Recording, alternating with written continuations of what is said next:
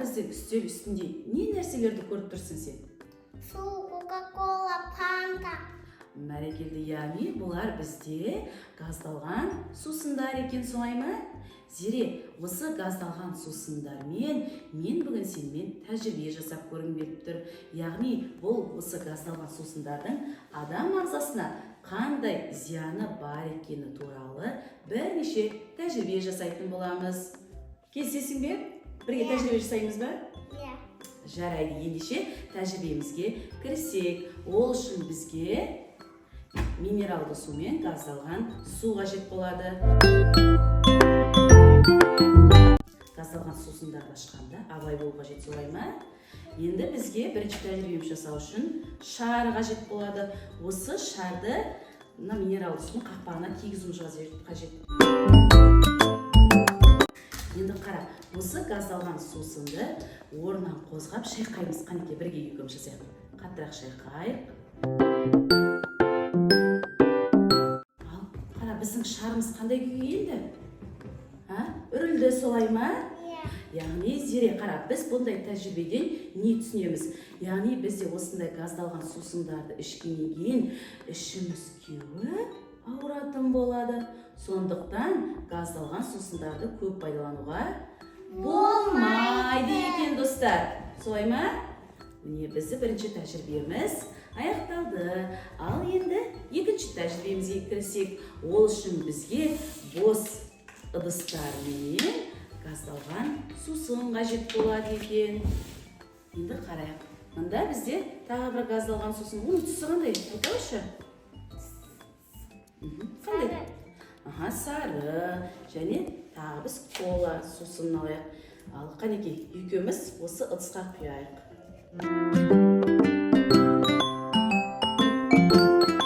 Енді бізге бұл тәжірибені жасау үшін ас содасы қажет болады екен. Ас содасын аламыз. Қасығын ала ғой. Қанекей, ас содасынан. Саған қолға оңайсыздық тудырып жатыр ма? Жақсы шешіп тастайық. Ал қанекей, алайық бірге. Сен де алайық. Алынбай жатыр ма? Ал қанекей, көмектесейін. Қанекей, енді екеуміз бірге жасайық. Қандай реакция болады екен? 1, 2, 3. Қара.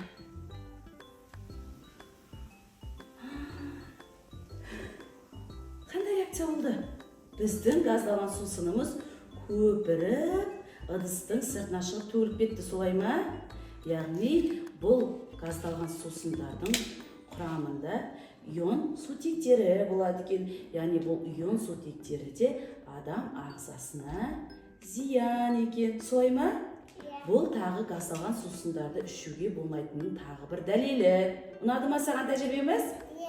Иә, бәрекелді. Енді келесі тәжірибемізге кірісейік. Зере, біздің келесі тәжірибеміз бұл жұмыртқамен жасалынатын болады.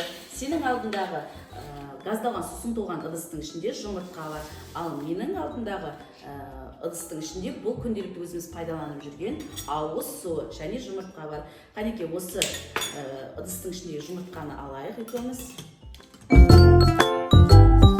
Қара, Зере, сендегі ыдысындағы жұмыртқа қандай түске боялған? Қоңыр. Қоңыр түске боялған, яғни Зере, біз бұл тәжірибеден түсінетініміз, бізде осылай газдалған сусындарды өте көп мөлшерде күнделікті пайдаланатын болсақ, біздің тісіміздің эмалі қоңырайып, бұзылатын болады, солай ма? Яғни бұл газдалған сусындардың бойында түрлі түсті бояғыштар өте көп, солай ма? Ал мен жұмыртқандағы қандай түсте тұр? Ақ, яғни бұл өзінің түсін сақтап тұр, солай ма? Қанекей, екеуін бірге қояйық. Екеуінің түсі екі түрлі, солай ма? Міне, яғни газдалған сусындар біздің денсаулығымызға, ағзамызға зиян екенін осы тәжірибеден де білуге болады, солай ма? Ал біз достарымызға не дейміз? Достар, газдалған сусынды көп мөлшерде пайдаланбаңыздар. Сау болыңыздар.